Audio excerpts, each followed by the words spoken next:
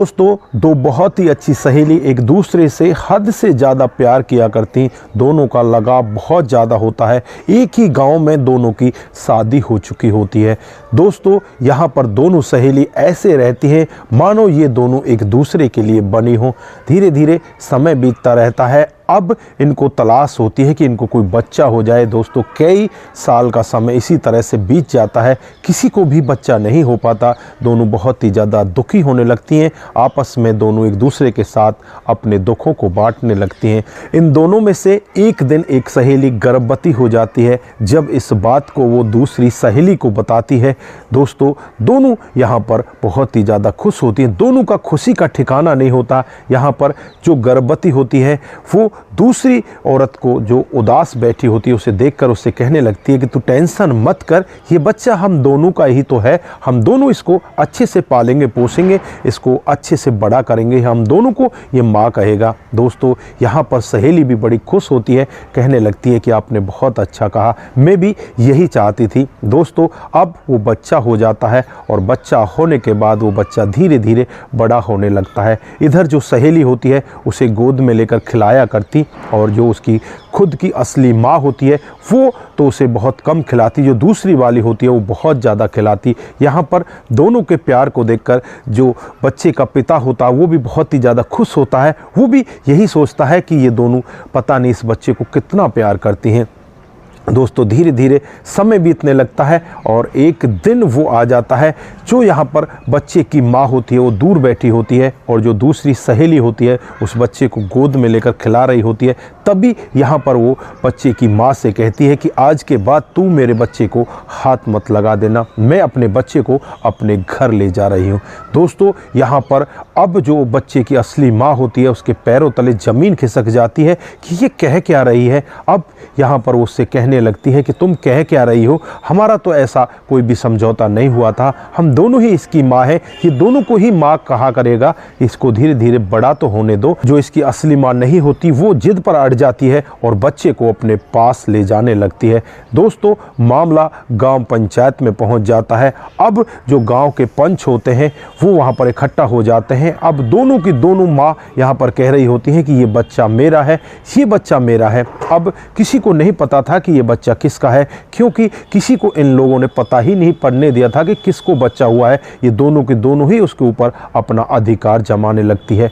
अब पंचायत जुड़ी होती है, पंच लोग यहाँ पर बैठे होते हैं, वो सोचने लगते हैं कि पता नहीं ये असलियत में बच्चा किसका है। दोनों ही यहाँ पर ये दावा कर रही हैं। जो असली माँ होती है वो बहुत तेज़ी के साथ रो रही होती है और जो इसकी नकली माँ होती है वो भी बहुत तेज़ी के साथ रो रही होती है।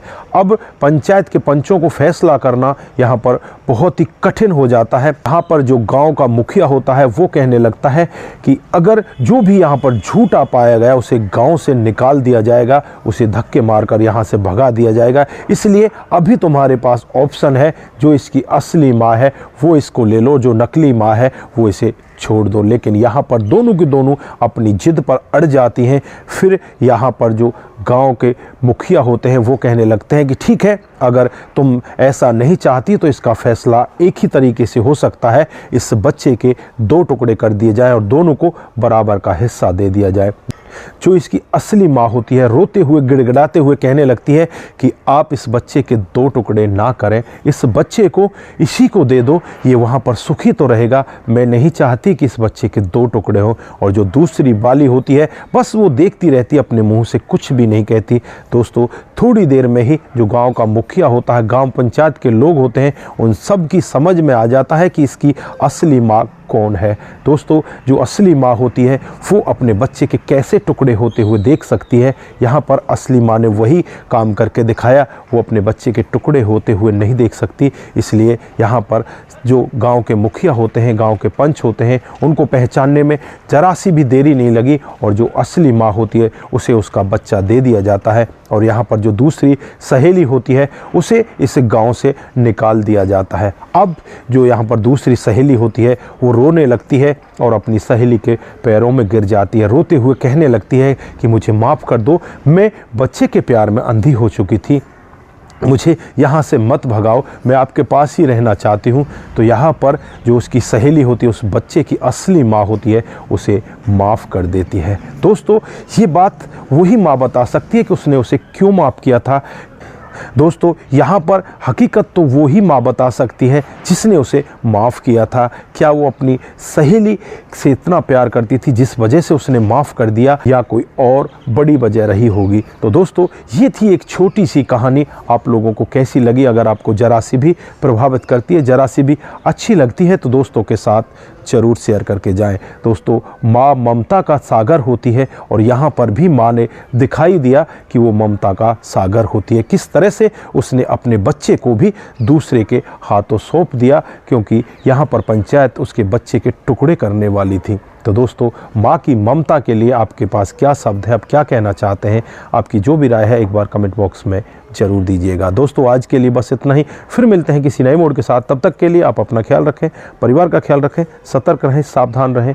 नमस्कार, जय हिंद, जय भारत।